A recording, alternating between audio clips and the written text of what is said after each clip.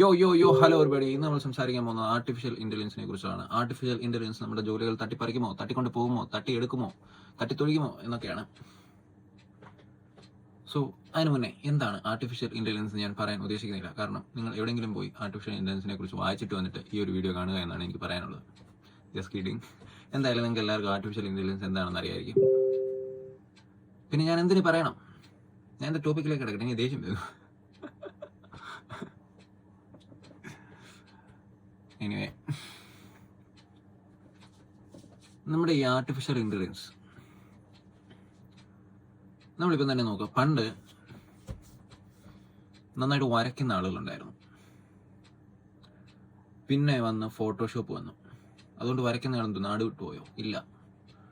വരയ്ക്കുന്നയാൾ ഫോട്ടോഷോപ്പിൽ വരയ്ക്കുന്നു അല്ലേ? വരയ്ക്കാൻ ഒരു കഴിവ് വേണ്ടേ? ഇപ്പോൾ അത് ആർട്ടിഫിഷ്യൽ ഇന്റലിജൻസും കൂടെ വന്നെന്ന് വിചാരിച്ചു അല്ലേ? അന്നേരം വരയ്ക്കാൻ ഒന്നും അറിയണ്ട, ആർട്ടിഫിഷ്യൽ ഇന്റലിജൻസിനോട് പറഞ്ഞാൽ മതി, വരയ്ക്കാം എന്നുള്ളൊരു സംഭവമായി. അന്നേരവും ഈ വരയ്ക്കുന്നവരോട് നാട് വിടുവോ? ഇല്ല. ഇവരോട് പറഞ്ഞ് കുറച്ചും കൂടെ നന്നായിട്ട് വരയ്ക്കും. ഇപ്പം അതാണ് കമ്പാരിസൺ. ഇപ്പം നമ്മൾ നോക്കുക. ഓക്കെ,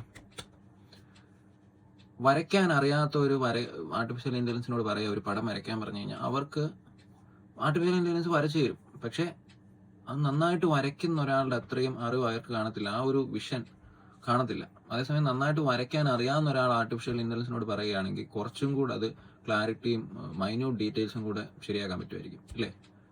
അതേസമയം വരയ്ക്കാൻ അറിയാൻ വയ്യാത്ത ഒരാൾ പറയുകയാണെങ്കിൽ അവർ പെട്ടെന്നൊരു പടം കാണുമ്പോൾ എല്ലാം ആയി, അയ്യോ നല്ല പടം എന്നാ പറയത്തുള്ളൂ. അതേസമയം ഒരു വരയ്ക്കാൻ അറിയാവുന്ന ഒരാൾ ആർട്ടിഫിഷ്യൽ ഇന്റലിജൻസിനോട് പറയുകയാണ് ഈ പടം ഒന്ന് വരയ്ക്കുന്ന പറഞ്ഞാൽ അത് മൈന്യൂട്ട് ഡീറ്റെയിൽസ് വരെ അവർ വീണ്ടും തിരുത്തി കൊണ്ടുവന്ന് വളരെ എഫിഷ്യൻ്റ് ആയിട്ടുള്ള പിക്ചർ പ്രൊഡ്യൂസ് ചെയ്യും. അന്നേരം ആർട്ടിഫിഷ്യൽ ഇന്റലിജൻസ് വരുന്നതോടുകൂടി എന്താണ്, ഈ വരയ്ക്കാൻ പറ്റാത്ത ആളുകളും വരയ്ക്കും. പക്ഷെ അവിടെ വരുന്നത് ആ ഒരു വർക്കിലുള്ള ക്ലാരിറ്റി കൂടുന്നത് ആണ് മെയിൻ കാര്യം വരാൻ പോകുന്നത്. അല്ലാതെ വരയ്ക്കാൻ അറിയാവുന്നവരെല്ലാം നാട് വിട്ടു പോവുകയോ അവരുടെ പണി ഇല്ലാതാക്കുകയോ ഒന്നും ആണെന്നും എനിക്ക് തോന്നുന്നില്ല. അതേപോലെ തന്നെ ഇപ്പം ഈ പ്രോഗ്രാമർ, ഇപ്പം ഈ ടെക് ജോബ്സിന്റെ കാര്യവും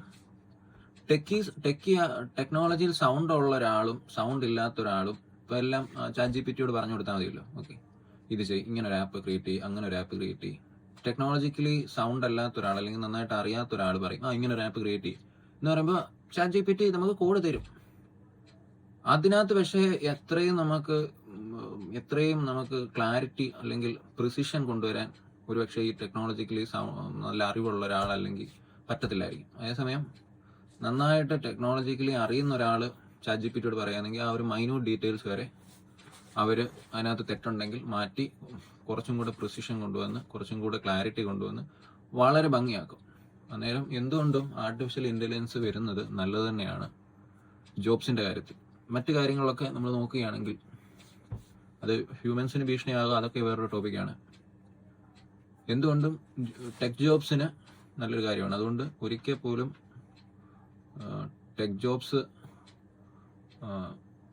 ടെക്കുകളെല്ലാം ഒരു കാരണവശാലും ടെക്കുകളുടെ പണിയെല്ലാം പോകും എന്നൊന്നും എനിക്ക് തോന്നുന്നില്ല. നന്നായിട്ട് ടെക്നോളജിക്കൽ നോളജ് ഉള്ളവർക്ക് കുറച്ചും കൂടെ നന്നായിട്ട് കാര്യങ്ങൾ ചെയ്യാൻ സാധിക്കും. അതാണ് ആർട്ടിഫിഷ്യൽ ഇന്റലിജൻസ് കൊണ്ട് ഇനി വരാൻ പോകുന്നതെന്നാണ് ഞാൻ വിശ്വസിക്കുന്നത്. എനിവേ, പുതിയൊരു വീഡിയോ കാണാം. ബൈ.